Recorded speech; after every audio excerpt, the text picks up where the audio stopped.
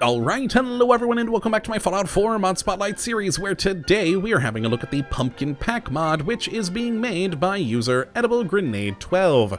And what this glorious little piece of work looks to add into the game is a series of spooky pumpkin-based Halloween objects for you to enjoy. And I've gotta say, I've been having a lot of fun with this mod. In fact, more fun than I originally anticipated with it. But before we get into things, I do need to mention one item right off the bat, and that is that this mod has a prerequisite DLC for it to work. You will need to have installed the Wasteland Workshop, as this mod does use one of the pre-packaged settlement candles to make the pumpkin decor work. And once you have that installed though, you will have access to a lot of cool things, such as 2 different pumpkin mask types, 2 different pumpkin-based hammers, a Gourdnade, which I've got to admit is my favorite item, I think purely because of the name.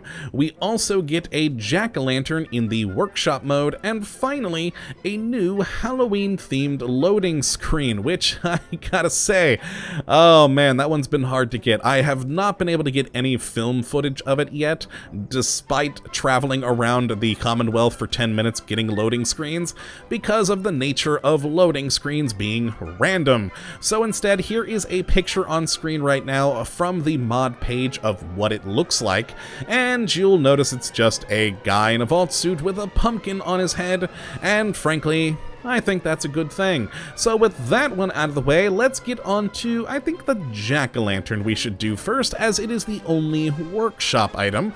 So if we do go into our settlement workshop, we'll need to head over to decoration and then miscellaneous, and make our way down the line until we find the jack-o'-lantern. And it is a pretty wonderful thing. Just a basic pumpkin with a scary face carved in it and a candle stuck on the inside, and it takes just 1 singular gourd and 2 oils to produce, and will actually create a small area of light around it, as remember from the Wasteland Workshop DLC, it's using these candles on the inside so that it does produce that light, and it makes it quite an interesting item to plant around your settlement to make that spooky atmospheric ambience that you may want for the Halloween season. Very fun indeed. Now for the rest of the items, we're gonna have to actually go over to the chemistry station, as with pretty much every other mod in the universe, and if we go here, we'll start in the grenades category, as we do have that beautiful Gourdnade. I love this thing. Now, effectively, it is just a Molotov cocktail in the shape of a pumpkin. That's it. But when it explodes, it has a very interesting evil/cute Halloween twist, and will be produced pretty easily with just 1 cloth, 1 gourd, and 4 oil. Now, I've already got a couple in my inventory, but let's build ourselves 1 more there. Excellent. And then for the rest of the items, we're going to have to head down to utility, where we will find the pumpkin mask in 2 different varieties, the pumpkin squash and the pumpkin spice. Now we'll start up here with the mask, and we have 2 of them, as even though they look basically identical in here, when you actually put them on, this one will make it so that your head entirely disappears. So inside of the jack-o'-lantern will be nothing. Now the second one makes it so that rather than nothing, your head will be covered by a sack hood. Now, both of which are pretty easy to produce, both needing a gourd, but the no head needing 3 nuclear material and the sack hood needing 5 cloth and 3 nuclear material, and is a pretty fun little thing, and does in fact give you a slight damage resistance, so that's always nice, and I do enjoy that the value is 666, a lovely additional touch by the mod maker there. And then the next 2 items are, of course, the weapons, the pumpkin squash and the pumpkin spice. Now again, in here they look identical. It's basically just a pole with pumpkins on either end, but the pumpkin squash is a purely physical-based hammer, which is great to squish people with and requires 2 gourds, 1 nuclear material, 3 steel, and 7 wood. And the pumpkin spice, requiring 2 gourds, 6 oil, 4 steel, and 7 wood, also does energy damage, and rather than just being a pumpkin on a stick, it's a pumpkin on a stick that's on fire, and that makes it all the much better in my mind. And you will also, of course, need rank 1 in Blacksmith for this one, as it is the, frankly, more interesting one with the fire effects. So let's actually head out here as I have all of these in my inventory, and let's look at the different hoods first. So let's get right in the light so we can see a bit more nicely. And then into inventory, and of course, oh no, that's data. There we go. And we'll do the no head mask first, as again, I think this one's my favorite, and zoom out where we have a glorious pumpkin on our head. But if we go all the way around, oh, spooky! There's no head there at all. And frankly, I quite like that. It's especially fun when you get one of the slow-mo kills. It's just entertaining seeing a pumpkin sledgehammer someone with no head. It's great. And if we go to the other one, the sack hood, again, just a nice big pumpkin on the head, but inside is now a very creepy face with basically no features is what it looks like from out here, and that is equally good. I do like it, though again, I prefer the empty one just because, I don't know, Headless Horseman makes sense in my mind. Ah, yeah, look at that. That's good. Now let's get on to the different hammers, so over to weapons. And these do have some modifications, but let's look at them first without them. Oh boy, did not mean to right-click there. Let's go and first look at the pumpkin squash, which of course is the basic hammer. And we'll zoom in for this and pull that out. And yeah, it is basically just a pumpkin on a big stick. And just swing it around and smack people with it, and hopefully they die. Now, the pumpkin spice is a lot more entertaining because of the simple fact that it's on fire. And I'll be quiet for a minute because, of course, when you swing it, you get that wonderful fire whooshing sound. So here we go. Yeah, and plus, after you've swung it and it has that oxygen in it, you get the nice, cool, more flame effect in there. And again, very fun to watch you get a critical slow-mo kill with this.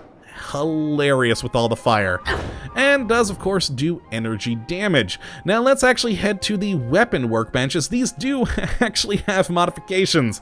Now we'll go into here, and each of these, whether it's the pumpkin spice or oh my god, why am I suddenly forgetting the name of the other one, pumpkin squash, they both have the exact same upgrades. So we can either have nothing in it, a balanced upgrade, which doesn't add any more damage, but will add the effect of frightening people, apparently.